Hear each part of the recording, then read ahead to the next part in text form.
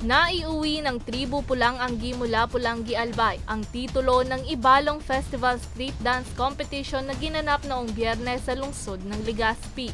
8 grupo ang kanilang nakatunggali bago masungkit ang kampyonato. Tinalo ng Tribu Pulang Anggi ang Tribu Bangkero, Tribu Maniteños mula Manito, Tribu Licao ng Ligao City, Tribu Bicolnon, Tribu Oro Banwa, Tribu Sinag,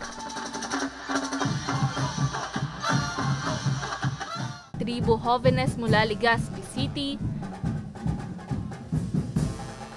at Tribu Ustik ng Libon, Albay. Bukod sa titulo at premyong 500,000 pesos, nasungkit din ng nasabing grupo ang unang pwesto sa Best in Moving Choreography at Best in Dance Ritual Interpretation. Nakuha rin nila ang ikalawang pwesto sa Best in Costume at ikatlong pwesto naman sa Best in Music and Sound.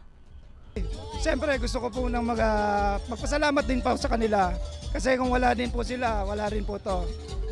Lahat naman to nangyari dahil nandyan sila. I consider everybody is a winner. Kung wala sila, wala rin kami dyan.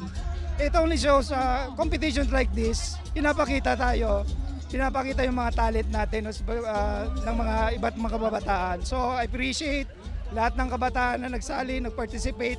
I would like to thank yung mga ibang different LGUs na nag-participate dito sa attend po dito sa Ibalong Festival Street Dance Competition.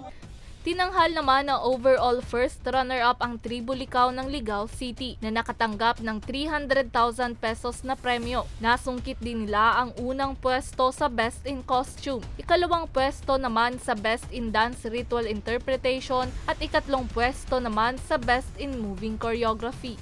Overall, second runner-up naman ang Tribu Bicolnon mula sa Legazpi City na nag-uwi ng 200,000 pesos. Bukod dyan, nasungkit din nila ang ikalawang pwesto sa Best in Moving Choreography.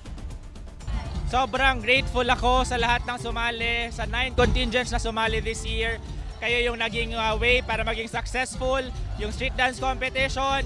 Sa lahat ng mga staff ko na tumulong behind the scenes, I would like to thank them. CS Photography and to all the suppliers. Of course, syempre, support ni Mayor Hisham Ismail, Vice Mayor Luis Gutierrez and all the councilors. Sobrang pasalamat and all the LGUs and barangay na tumulong para maging successful itong event. Thank you so much. Nakuha naman ng Tribu Sinag mula Legazpi City ang unang pwesto sa Best in Music and Sound, habang naiuwi naman ng Tribu Oro Banwa ang ikalawang pwesto. Nasungkit din ng Tribu Ustik mula Libon ang ikatlong pwesto sa Best in Costume at Best in Dance Ritual Interpretation. Ang 2 linggong pagdiriwang ay opisyal naman na nagtapos noong Sabado. Para sa mga balitang Tatak Bicol, May Insinares.